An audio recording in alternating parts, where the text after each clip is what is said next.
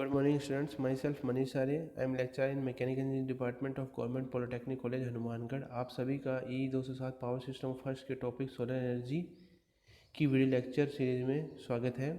इस video lecture series में हम जो डिफरेंट टॉपिक डिस्कशन कर चुके हैं वो टॉपिक है introduction of solar energy, solar power and solar energy की यूनिट के बारे में देख चुके हैं, historical review and future prospects and schematic diagram of solar thermal power plant. Solar thermal power plant के स्केमेटिक डायग्राम को पढ़ चुके हैं, उसमें क्या क्या कंपोनेंट्स हैं उसको देख चुके हैं। लास्ट वीडियो लेक्चर सीरीज में हमने solar central receiver thermal power plant को पढ़ा था। ये solar central receiver thermal power plant क्या होता है, कैसे कार्य करता है। आज की वीडियो लेक्चर सीरीज में हम solar pond thermal power plant को डिस्कशन करेंगे। In ordinary water pond, solar energy is transmitted through water to the bottom and heated bottom water.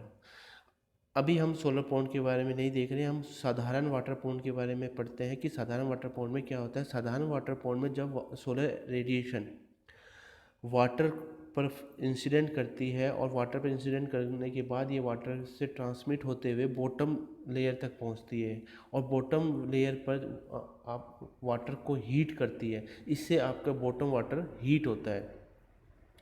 Heated water rises due to buoyancy and heat is finally released to the atmosphere through convection and evaporation from surface।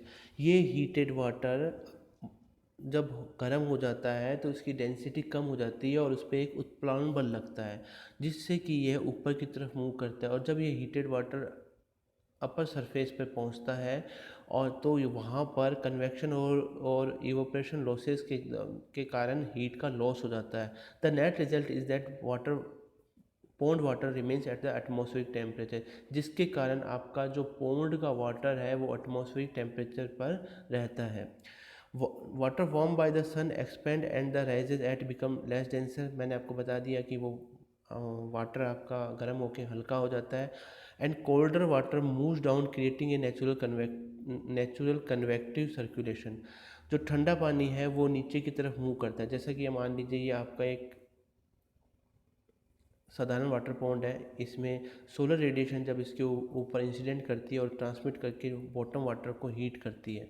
अब ये bottom water को heat करेगी और तो इसकी density कम हो जाएगी और ये ऊपर की तरफ मूव करेगी। ऊपर की तरफ मूव करती है तो ऊपर का जो ठंडा पानी है वो नीचे की तरफ मूव करता है, जिससे कि नेचुरल कन्वेक्टिव सर्कुलेशन बन जाता है और इस कारण से हीट का लॉस होता है। जब गर्म पानी ऊपर पहुंचेगा तो वो कन्वेक्टिव और इवेपोरेटिव लॉस होगा एटमॉस्फेयर के द्वारा। अब क्या करता है सोलर पॉन्ड, इसी नेचुरल कन्वेक्शन को रोक देता है। कैसे? The solar pond restrict this tendency by dissolving salt. यहाँ पर क्या किया जाता है, सोलर पॉन्ड में सोल्ट को डिजोल्व किया जाता है इन द बॉटम लेयर। नीचे वाली लेयर पर हम सोल्ट को डिजोल्व कर देते हैं, जिससे कि वो हैवी हो जाती है और हैवी होने के कारण वो राइज नहीं कर पाती। सोल्ट कौन से होते हैं? Sodium chloride, magnesium chloride. इससे ये बॉटम लेयर जो वाटर की है ये भारी हो जाती है। Solar pond is a non convective body of water है जो कि सोलर रेडिएशन को कलेक्ट करती है और उसको स्टोर करती है। इस डिजाइन से This design reduces convective and evaporative heat losses in order to store heat collected by pond। इस डिजाइन से कन्वेक्टिव और इवोपरेटिव हीट लॉस कम हो जाते हैं, जिससे कि सोलर पॉन्ड के द्वारा हीट को स्टोर किया जाता है। अब इसमें कैसे होता है ये देखते हैं। ये सोलर पॉन्ड है, इस सोलर पॉन्ड में 3 लेयर होती है। द सोल्ट ग्रेडियंट, इसको इस सोलर पॉन्ड का नाम है सोल्ट ग्रेडियंट, क्योंकि इसमें सोल्ट को हमने मिक्स कर दिया और उसकी 3 लेयर है। Salt gradient solar pond is the most common type of non convective solar pond. Non convective solar pond में जो सबसे ज़्यादा इम्पोर्टेंट और साधारण एग्जाम्पल जिसको हम बोलेंगे वो सोल्ट ग्रेडियंट सोलर पॉन्ड रहेगा। इसकी 3 लेयर होती है। द टॉप लेयर, ये देखिए, ये जो टॉप लेयर है, इस टॉप लेयर को हम या इसको अपर कन्वेक्टिव जोन भी बोल सकते हैं या सरफेस कन्वेक्टिव जोन भी बोल सकते हैं। यह कन्वेक्टिव जोन है of clear fresh water. Fresh water का कन्वेक्टिव जोन है जो कि सोलर रिसीवर की तरह एक्ट करता है और यहाँ पर कन्वेक्शन लॉस होगा ड्यू टू विंड इवोपरेशन, जो सर्फ एटमॉस्फेयर के साथ इसमें इस लेयर का कन्वेक्टिव हीट लॉस होगा। और ये सोलर रिसीवर की तरह वर्क करती है, क्योंकि इसके ऊपर जब सोलर रेडिएशन स्ट्राइक करेगी तो ये एक सोलर रिसीवर की तरह कार्य करेगी। अब आपके पास में जो सेकंड लेयर है, ये सेकंड लेयर जो बीच वाली लेयर है, इसको हम कंसंट्रेशन या इंटरमीडिएट ग्रेडियंट जोन भी बोलते हैं। और इसकी जो थिकनेस होती है वो 1 मीटर के लगभग होती है। और ये इसमें जो सॉल्ट की जो कंसंट्रेशन होती है वो डेप्थ के साथ इंक्रीज होती जाती है। जैसे जैसे आप नीचे जाएंगे वैसे वैसे आपकी सॉल्ट की जो सांद्रता है वो बढ़ती जाएगी। It serve as a non convective zone. ये वाला जो बीच वाला जो जोन है ये नॉन कन्वेक्टिव जोन कहलाता है, बिकॉज जब आपकी सोल्ट की कंसंट्रेशन जब डेप्थ के साथ इंक्रीज होती है तो वो थर्मल बायंसी फोर्स को नेग्लेक्ट कर देती है, नेग्लेक्ट या निगेट कर देती है, उसको ख़त्म कर देती है, निगेट कर देती है।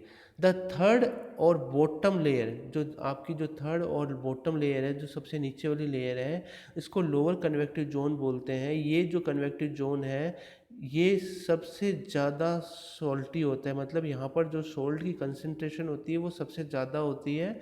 और ये जोन हीट स्टोरेज जोन की तरह वर्क करता है। तो आपकी 3 लेयर होगी, अपर लेयर, इंटरमीडिएट लेयर और लोअर लेयर। अब bottom of the pond is lined with the durable plastic liner as a black polythene. Dark surface at the bottom increases the absorption of solar radiation. जो आपकी bottom layer pond का जो bottom का हिस्सा है उसको हम ड्यूरेबल प्लास्टिक जैसे कि ब्लैक पॉलीथीन उससे हम लाइन कर देते हैं, जिससे कि क्या होगा कि वो सोलर रेडिएशन को ज़्यादा से ज़्यादा अब्जॉर्व कर सके। Dark surface at the bottom, जो बॉटम पर जो डार्क सरफेस है वो सोलर रेडिएशन को ज़्यादा अब्जॉर्व कर सके। अब यहाँ पर हमारी सोलर एनर्जी टैप हो गई है, मतलब कि यहाँ पर हमने सोलर एनर्जी को इकट्ठा कर लिया है या स्टोर कर लिया। अब इस सोलर एनर्जी को यूज कैसे करना है, तो one method of extracting heat from the pond without causing undesirable mixing is to place a heat exchanger just below the lower zone. इस हीट को एक्सट्रैक्ट करने का, पॉन्ड से इस हीट को एक्सट्रैक्ट करने का जो तरीका है वो एक तरीका तो ये है कि यहाँ पर हम एक हीट एक्सचेंजर रख दें। यहाँ पर देखिए, अब जैसे देख पा रहे हैं ये लोअर सरफेस है, यहाँ पर हमने एक हीट, मान लीजिए कि हमने कुछ ऐसा सर्किट बना लिया और हीट एक्सचेंजर प्लेस कर दिया। तो आप देखिए क्या होता है कि मान लीजिए ये जो आप यहाँ से आपका कोल्ड वाटर आ रहा है, एंटर करा, यहाँ पर हीट एनर्जी स्टोर है। ये कोल्ड वाटर एंटर करने के बाद हॉट हो गया, हॉट होने के बाद यहाँ से वापस इस हीट एक्सचेंजर में एंटर करा। इस हीट एक्सचेंजर में वाटर ट्यूब्स हैं उसमें हीटेड वाटर फ्लो करता है। यहाँ से हमने कोल्ड एयर भेजी और जब वो कोल्ड एयर हीटेड वाटर के कांटेक्ट में किस वाटर ट्यूब की कांटेक्ट में आएगी तब वो हॉट एयर में कन्वर्ट हो जाएगी। तो एक तरीका तो ये है। दूसरा तरीका ये है कि हम क्या करें कि यहाँ से हॉट वाटर को एक्सट्रैक्ट करते जाएं और उतनी ही मात्रा में कोल्ड वाटर को एंटर करवाते जाएं। तो दूसरा तरीका ये है। अब इस सोलर पॉन्ड के एप्लीकेशन क्या है, इससे हम पावर जनरेट कर सकते हैं, स्पेस हीटिंग एंड कूलिंग कर सकते हैं। मैंने आपको इस एग्जांपल बताया था कि ये हॉट एयर है। अब इस हॉट एयर को आप आगे स्पेस की हीटिंग करने का काम कर सकते हैं, क्रॉप को ड्राइंग कर सकते हैं, फसलों को सुखा सकते हैं, उस हॉट एयर के द्वारा डिसलाइनेशन कर सकते हैं, प्रोसेस हीट कर सकते हैं। पर इसकी कुछ लिमिटेशन भी है। क्या है कि इसके लिए हमें सनी क्लाइमेट चाहिए, मतलब कि सूर्य की हाई रेडिएशन या हाई एनर्जी उस एरिया में सनी, ऐसा क्लाइमेट होना चाहिए कि जो सनी हो। और need for a large land area, आपको जो लैंड का जो एरिया चाहिए वो भी लार्ज चाहिए। और availability of salt and water, salt और वाटर की अवेलेबिलिटी भी होनी चाहिए। तो आज की वीडियो लेक्चर सीरीज़ में हमने सोलर पावर पॉइंट को डिस्कशन किया। आज की वीडियो लेक्चर सीरीज़ में हम इतना ही पढ़ेंगे। धन्यवाद।